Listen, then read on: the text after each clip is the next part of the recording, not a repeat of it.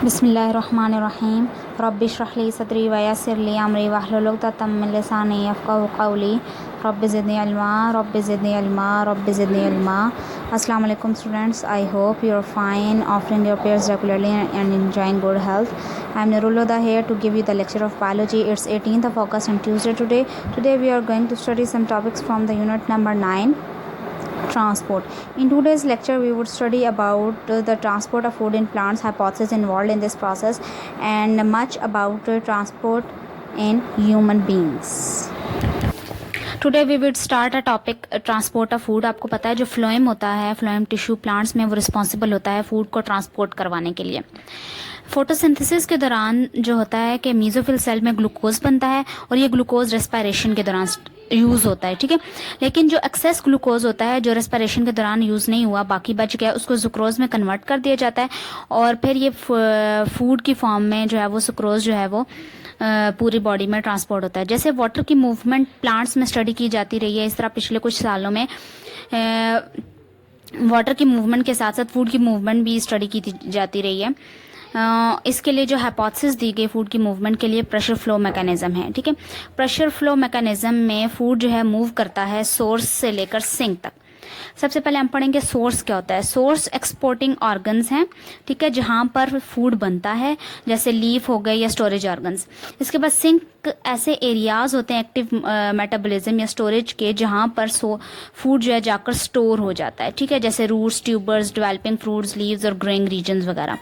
स्टोरिक organ capable होता है इस फूड को स्टोर करने के लिए और स्टोर्ड मटेरियल को आगे ट्रांसपोर्ट करने के लिए।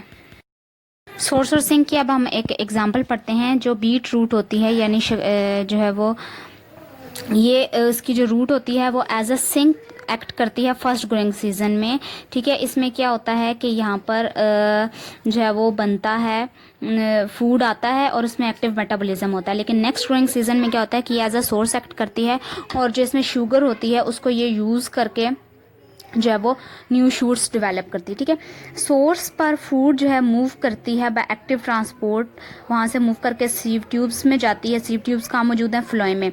अब उसमें शुगर की कंसनट्रेशन जब ज़्यादा होती है तो इट मीन्स सोल्यूट कंसनट्रेशन ज़्यादा हुई तो वाटर की कंसनट्रेशन कम।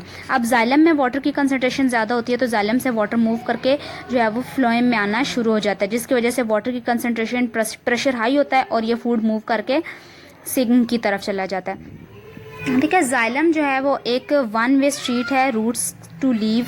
वन वे का मतलब है सिर्फ जा सकते हैं, वापस नहीं आ सकते, एक ही तरफ मूवमेंट है, ठीक है। ये रूट से लीव तक वाटर साल्ट्स को मूव कराता है। फ्लोएम जो है वो टू वे स्ट्रीट है, यानी ये दोनों तरफ है। जैसे जो डबल सड़क होती है, गाड़ियाँ आती भी हैं जाती भी हैं।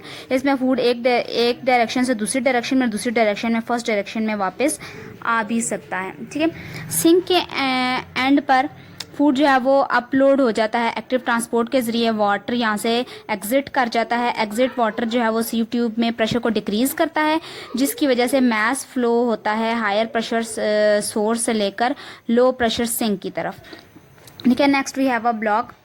प्लांट्स जो हैं वो उन्हें बहुत ज़्यादा वाटर की ज़रूरत होती है। जैसे यंग ब्रासिका का जो प्लांट होता है वो बहुत ज़्यादा वाटर लेता है, इतना वाटर लेता है कि उसका equal to their shoot weight is about 5 hours, ठीक है।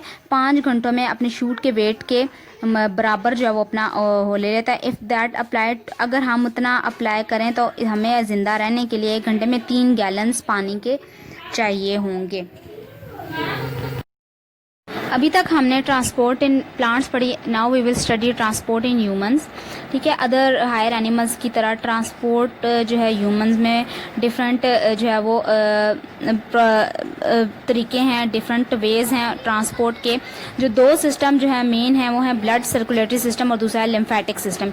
ये दोनों सिस्टम वेल कोऑर्डिनेटेड हैं और एक दूसरे के साथ काम करते हैं। इस चैप्टर में हम इंशाल्लाह सिर्फ ह्यूमन ब्लड सर्कुलेटरी सिस्टम जो है वो पढ़ेंगे, जिसको हम कार्डियोवैस्कुलर सिस्टम भी कहते हैं। दूसरे वर्टिब्रेट्स की तरह ह्यूमंस में भी क्लोज्ड ब्लड सर्कुलेटरी सिस्टम होता है। क्लोज्ड ब्लड सर्कुलेटरी सिस्टम का ये मतलब है कि इसकी जो इसकी ब्लड वेजल्स हैं वो क्लोज्ड हैं, उनमें से ब्लड लीव करके बाहर नहीं आ सकता, जबकि वो ब्लड वेजल्स में ही रहता है। मेन कंपोनेंट जो ब्लड सर्कुलेटरी सिस्टम्स के हैं वो हैं blood, heart and blood vessels. ठीक है। यहाँ पर एक रिकॉलिंग है हमारे पास कि कुछ इन्वर्टिब्रेट्स में ओपन सर्कुलेटरी सिस्टम भी होता है। ओपन सर्कुलेटरी सिस्टम में का ये मतलब है कि उनकी जो ब्लड वेजल्स हैं वो ओपन होती हैं, उनमें से ब्लड जो है वो बाहर भी जा सकता है। Here we have a block, how is plasma separated from blood, कि प्लाज्मा को ब्लड से कैसे सेपरेट किया जा सकता है। ब्लड को आर्टरी से लिया जाता है और फिर उसके अंदर एंटी कोएगुलेंट एक केमिकल होता है जो ब्लड को क्लॉटिंग नहीं होने देता, उसको जमने नहीं देता, उसके साथ मिक्स कर दिया जाता है। 5 मिनट बाद प्लाज्मा जो है वो ब्लड सेल से सेपरेट हो जाते हैं, ब्लड सेल्स नीचे बैठ जाते हैं, प्लाज्मा ऊपर आ जाता है। अभी हम स्टेप बाय स्टेप पढ़ेंगे कि what is plasma and what are blood cells. ठीक है।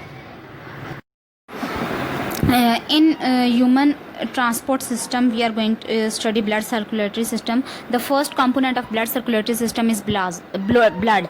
ब्लड जो है वो एक स्पेशलाइज्ड बॉडी फ्लूइड है, ठीक है, और ये एक कनेक्टिव टिश्यू है, ठीक है, और ये बना होता है लिक्विड से, ठीक है, जिसके हम कहते हैं ब्लड प्लाज्मा, और इसके अंदर ब्लड सेल्स मौजूद होते हैं। ठीक है। हमारी बॉडी का जितना भी वेट है उसका जो 12th पार्ट होता है ना वो हमारी बॉडी में ब्लड होता है। एक ह्यूमन बींग के अंदर जो एवरेज अडल्ट होता है, ठीक है, उसके अंदर 5 लीटर्स ऑफ ब्लड मौजूद होता है। हेल्दी पर्सन में जो आपका जितना भी ब्लड है ना उसका 55% जो है वो प्लाज्मा होता है, बाकी का 45% सेल या सेल लाइक बॉडीज़ मौजूद होती हैं। First of all we would study plasma.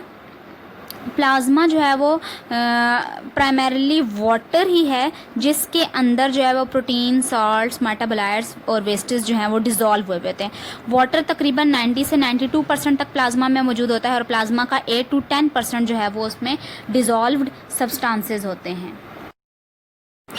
Salts, metabolites, proteins और वेस्टेज वगैरह वाटर में जब डिज़ोल्व होते हैं तो प्लाज्मा बनता है। ठीक है। सॉल्ट्स जो हैं वो प्लाज्मा का 0.9% बाय वेट होते हैं। इन सॉल्ट्स में सोडियम क्लोराइड भी आ जाता है, बाइकार्बोनेट के सॉल्ट्स भी आ जाते हैं। ठीक है। इसके अलावा कैल्शियम, मैग्नीशियम, कॉपर, पोटाशियम और जिंक भी जो है वो इसमें थोड़े बहुत मौजूद होते हैं। अगर हम किसी भी सॉल्ट की कंसनट्रेशन को चेंज कर देते हैं तो ब्लड की pH भी चेंज हो जाती है। जो नॉर्मल ब्लड की pH है वो है 7.4। प्रोटीन्स जो है वो प्लाज्मा का अबाउट 7 to 9% जो है वो बाय वेट मौजूद होती हैं। इंपॉर्टेंट प्रोटीन्स जो प्लाज्मा में मौजूद हैं वो है एंटीबॉडीज़, ठीक है, फिब्रिनोजिन जो कि ब्लड क्लॉटिंग प्रोटीन है, खून को जमने में मदद देती हैं, एल्ब्यूमिन जो ब्लड के वाटर बैलेंस को मेंटेन रखती हैं। ठीक है। प्लाज्मा में डाइजेस्टेड फूड पार्टिकल्स भी होते हैं, नाइट्रोजीनियस वेस्टेज भी होते हैं, हार्मोन्स भी होते हैं। इसके अलावा respiratory gases such as carbon dioxide and oxygen are also present in plasma. The next topic we have is blood cells and cell like bodies. ठीक है। इसमें रेड ब्लड सेल्स भी मौजूद होते हैं। रेड ब्लड सेल्स को हम erythrocytes भी कहते हैं। वाइट ब्लड सेल्स मौजूद हैं जिनको हम ल्यूकोसाइट्स कहते हैं। प्लेटलेट्स मौजूद हैं जिन्हें हम थ्रोम्बोसाइट्स कहते हैं। First of all red blood cells पढ़ेंगे, that are also called erythrocytes. ठीक है। मोस्ट न्यूमरस या सबसे ज़्यादा ब्लड के अंदर जो सेल्स मौजूद हैं वो हैं red blood sales. 1 cubic millimetre के ब्लड में तकरीबन 5 से 5.5 मिलियन RBCs जो हैं वो मौजूद होते हैं। ठीक है। जब और 4 to और ये मेल में है, ठीक है, 4 से 4.5 जो है वो फील में है। जब RBCs बनते हैं तो इनमें न्यूक्लियस मौजूद होता है, लेकिन मैमल्स में जब वो ब्लड सेल्स मैच्योर हो जाते हैं तो न्यूक्लियस इनका ख़त्म हो जाता है।